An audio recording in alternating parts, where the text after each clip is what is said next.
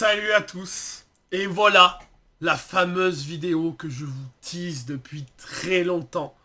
Il est temps d'en parler. J'ai vu les 5 premiers épisodes de Peacemaker saison 2 en avant-première grâce à mon partenariat avec HBO Max. Je vais tout vous expliquer. Je vais vous expliquer comment j'ai eu accès à ces épisodes, dans quelles conditions, bien évidemment, mon ressenti par rapport à The Suicide Squad et Peacemaker saison 1, et je vais revenir sans spoiler, je le précise bien, sur cette saison 2, sur les 5 premiers épisodes. Allez, on en parle tout de suite.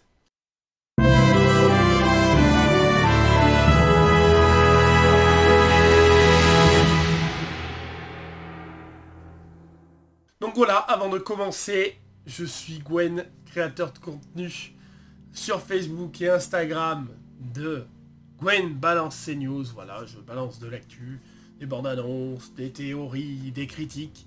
Voilà, je suis également auteur pour SLI Radio, pour des critiques un peu plus poussées. Et j'ai un partenariat avec HBO Max depuis le début de l'année. Donc, comment j'ai eu accès à Peacemaker saison 2 ? Alors, ce qu'il faut savoir, c'est que j'ai reçu les épisodes depuis le 5 août.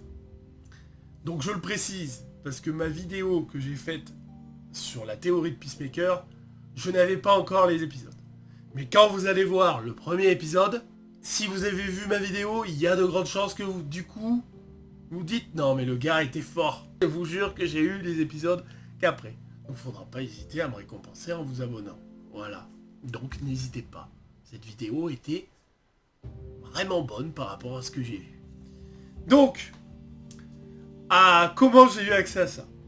Tout simplement, HBO Max qui m'a envoyé un lien sécurisé, voilà, avec les 5 épisodes.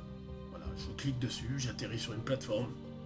Il faut que je télécharge un logiciel exprès pour sécuriser la chose. Et du coup, j'ai les épisodes en anglais, sous-titrés en anglais. Donc j'ai pleuré un peu ma mère, mais j'ai à peu près tout compris des épisodes. Je me suis plutôt bien débrouillé, j'ai fait de la traduction, tout, je me suis bien débrouillé.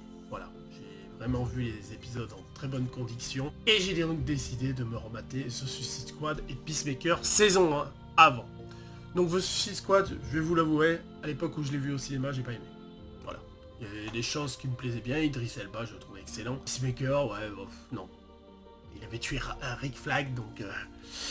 Rick Flag, j'adorais Rick Flag, donc je l'avais très mal pris. Et puis, j'ai une chose que j'aimais pas déjà à l'époque, c'est que on nous disait que c'était pas vraiment la suite de Suicide Squad 1. Les gens ont commencé à nous foutre le bordel. Oui, mais on l'appelle pas le 2 parce que c'est pas vraiment une suite, c'est un soft reboot, machin et tout. Finalement, c'était vraiment la suite. C'est que, voilà, c'était par rapport à la promotion, fallait pas dire que c'était une suite, mais c'était vraiment la suite. Il y avait Harley Quinn, il y avait Rick Flag, il y avait même Boomerang. Il y avait Amanda Waller, donc c'était bon. C'était bien une suite. On nous avait menti.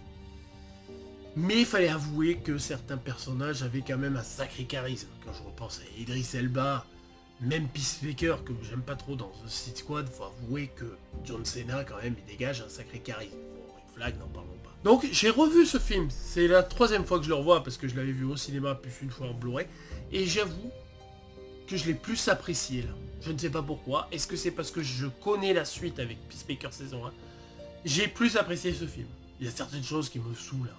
Toujours les blagues cucu caca de James Gunn. Ça, il peut pas s'en empêcher. Mais je trouve qu'il y a des moments quand même iconiques. Il y a Harley Quinn et tout, que j'adore. Donc, il est plutôt bien passé là, ce visionnage là avant la saison 2.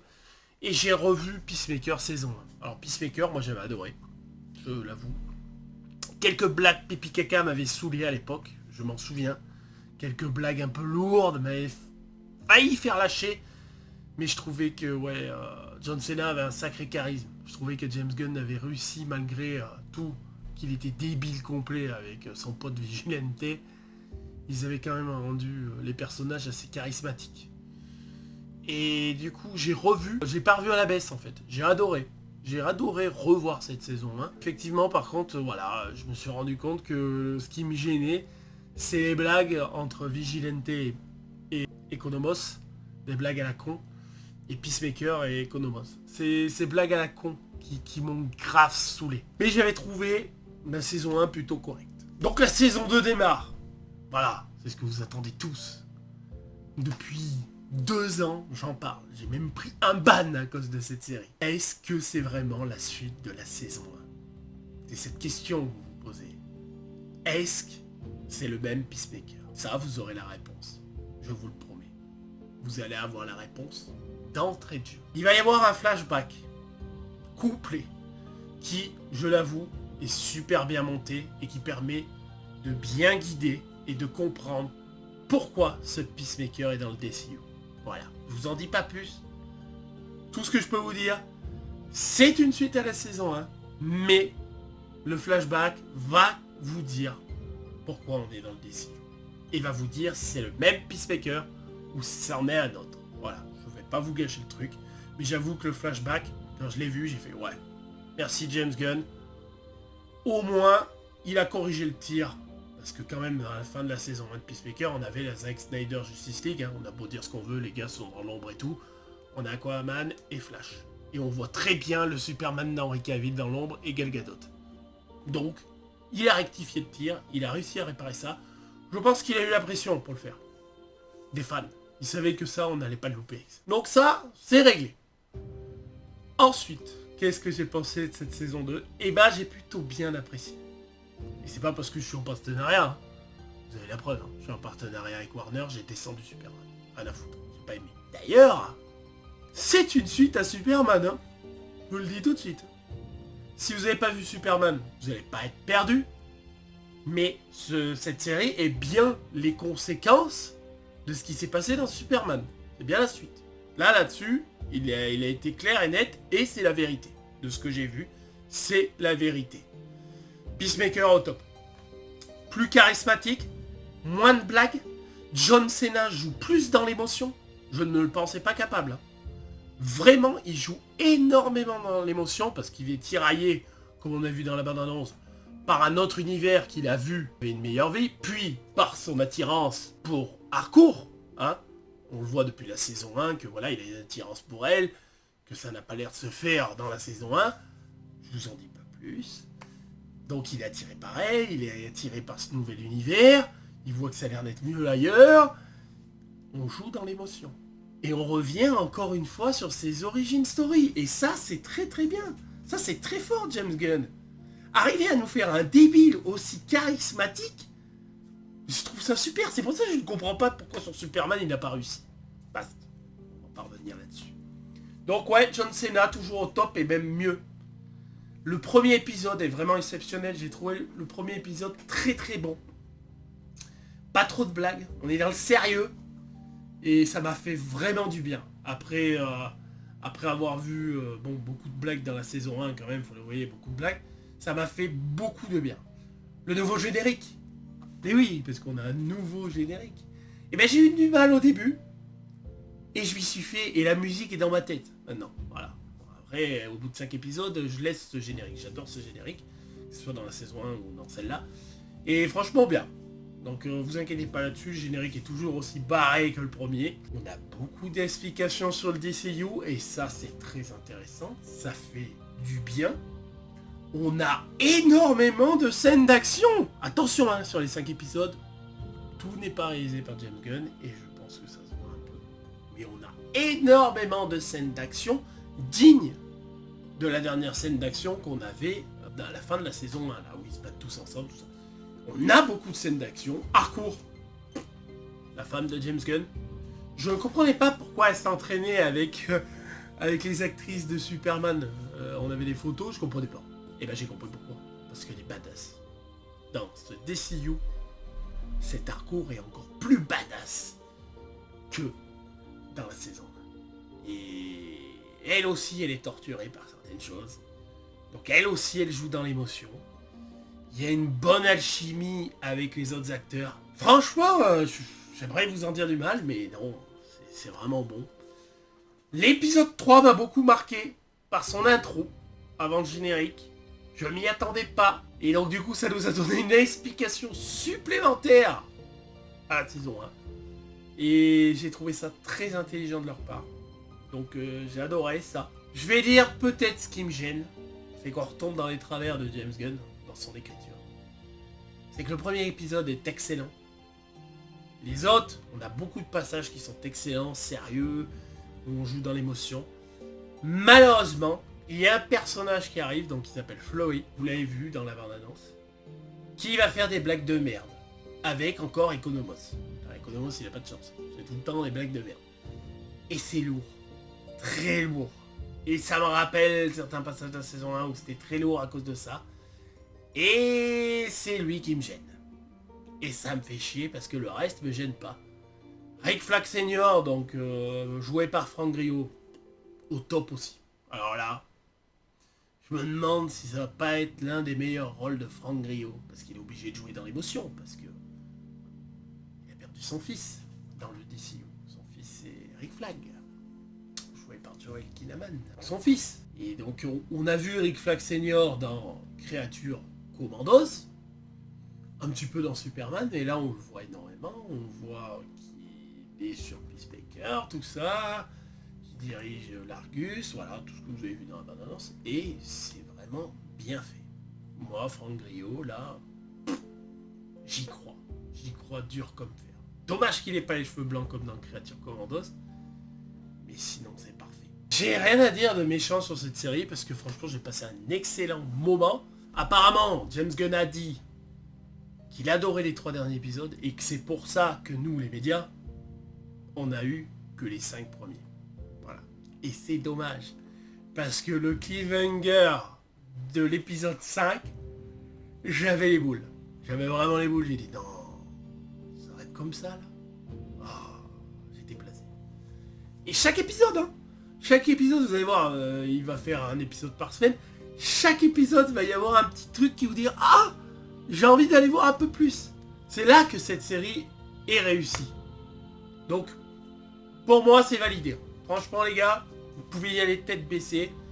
C'est beaucoup plus sérieux que Superman, c'est beaucoup plus sombre, c'est beaucoup plus dans l'émotion. Les acteurs, il y a une alchimie qui marche, voilà, ils se retrouvent.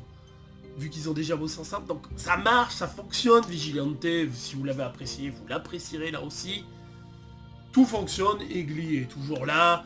Michael Rooker dans le rôle du chaman, un petit peu limite aussi, avec les blagues, ça fait un peu comme Fleury, mais ça passe. Et puis le lore de DC Comics, là, on est dedans, là on est vraiment dans le lore, voilà, Pocket Dimension, tout ça. Et comme je vous tease depuis un petit moment, il y a bien un caméo sur.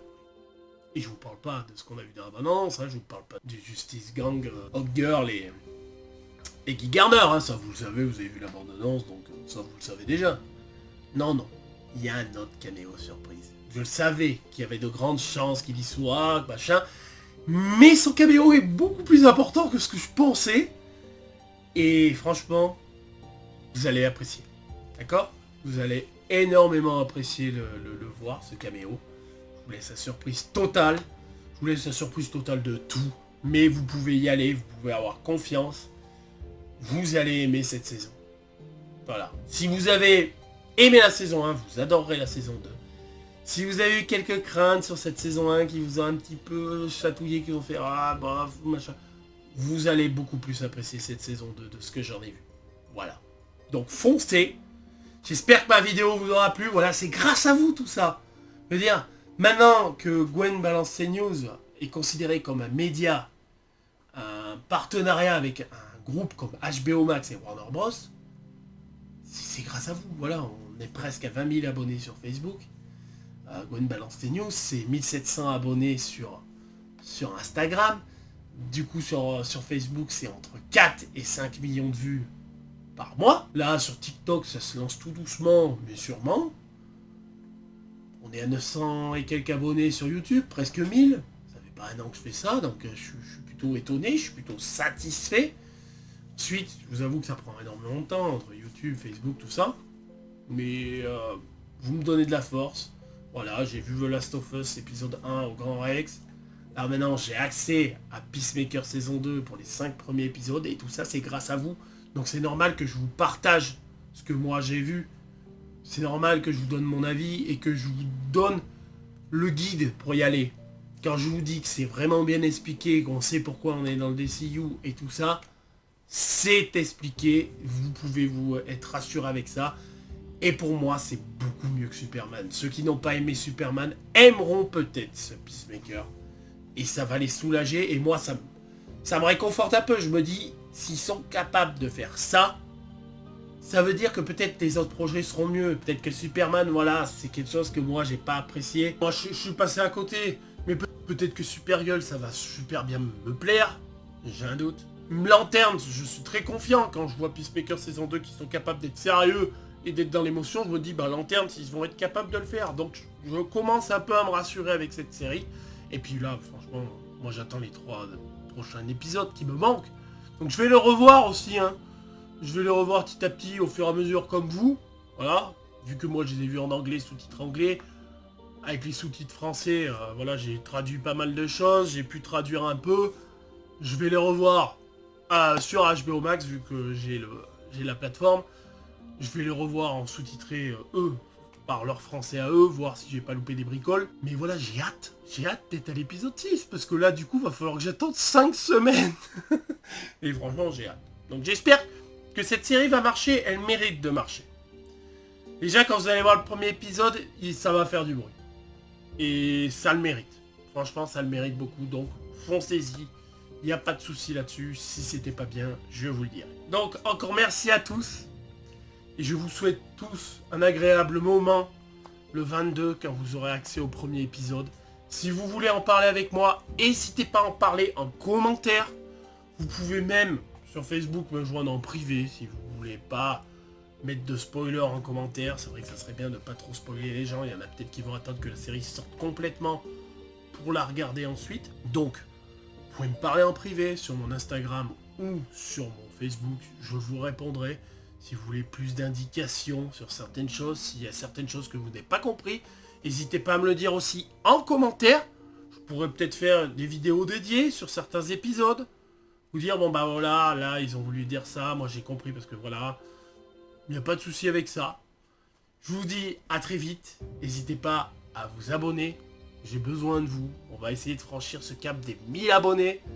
On est presque aux 20 000 abonnés sur Facebook. Ça serait magique. Enfin, je veux dire, ça serait un symbole de passer le cap des 1000 abonnés sur YouTube et 20 000 sur Facebook pratiquement en même temps. N'hésitez pas aussi à partager la vidéo. Voilà, si vous avez envie que des copains ou des gens de votre famille la voient. Faut le faire, ça aide la chaîne. N'hésitez pas à liker aussi. Ils sont où les likes là? J'en vois pas souvent. Alors, faut liker. Je vois des commentaires mais pas trop de likes.